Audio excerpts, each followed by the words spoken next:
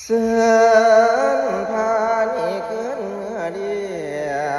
งพานากา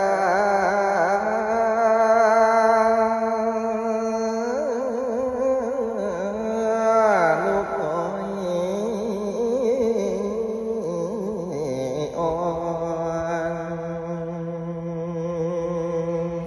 เสือนมาลางสาเจ้าเดี๋ยวนี้ยาสนานา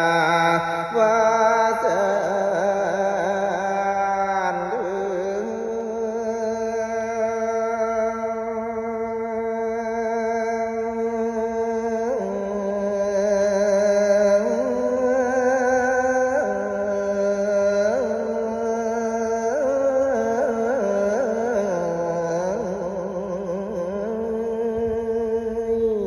เสินให้คืนนอกตัวไทย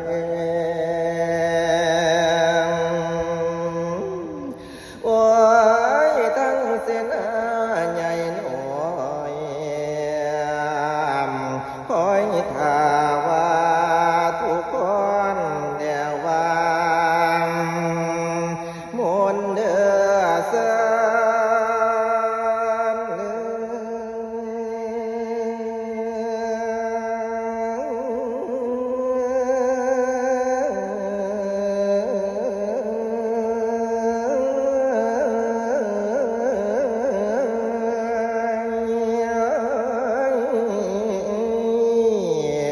พระผู้ทอน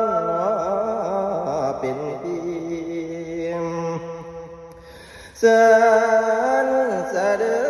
จในเมื่อเนี่ยเสินเจ้ายาสนางเสินให้เมืองสมเด็จนางสนมโอ้ยนกเมืองทางเสนาน้อยใหญ่หน่อยขอให้ทางให้เต้าเมืองให้เจ้าขึ้นลงเมืองสร้างนครทองให้เฮืองหงปวงสดีแม่วังแก้ว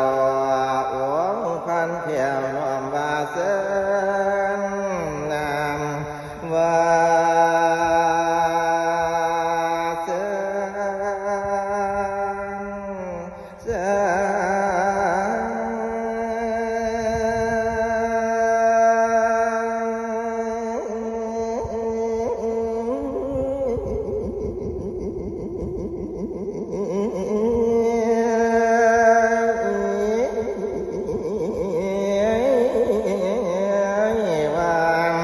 โอ้ยเสินทวนเท้ากาขึ้นทวนยาสนานยาแล้วเดือนโอ้เป็นแสงประเทียมใสยาเลยเอามุสานต้นไม้มาเป็นเพื่อนอยู่พงไผ่นกลางป่าเสินมาลางสาเจ้า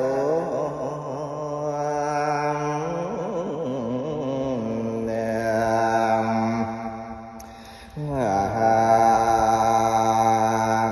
เสื่อมสอนการสารที่เจ้าฟ้าคือวังเหียงสังเจ้าพญาใหญ่แดนนางด่านไทยมันเทียให้สวนนาครกวางแหงขยามอุรมมาเสียตนสายคอนแกนเงาปอมทางงามสิ่งการสร้างเจ้าดวงมายง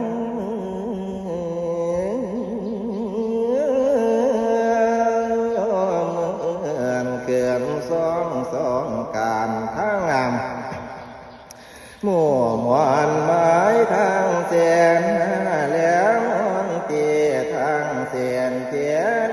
ถอยทางพวงในมามมัวทานโอหันกูอาจารย์เนี่ยนักปานเขาก็มามุนเส้นไว้อยู่สอง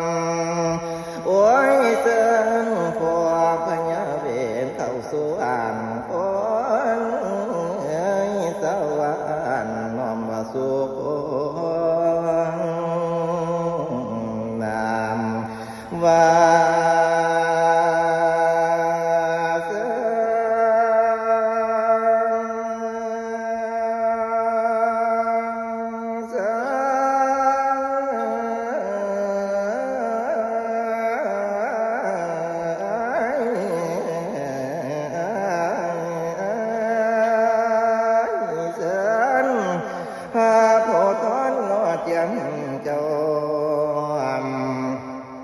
เหนียวนี่ให้ห้ามขันเด้อลูกพองโอ้ยกุ้งสนใจโยมือโยขันเห็ดหัวพ่อวางเสือนเจ้าเบียดอกสันดอนละวางเสื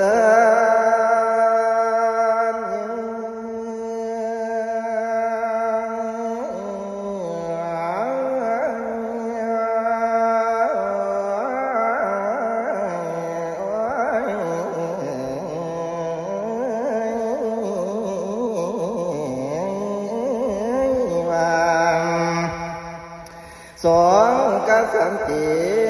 ย์พ่อแม่บุตรสดีแม่อ่อนแก้วหนอมือไหวให้เต้าทวนนางว่าดูเอ้ยสายตามอนเจ้าทั้งค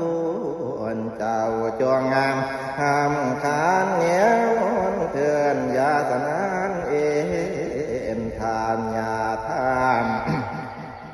เจ้าความเพียรจาลานาแล้วก็ยอม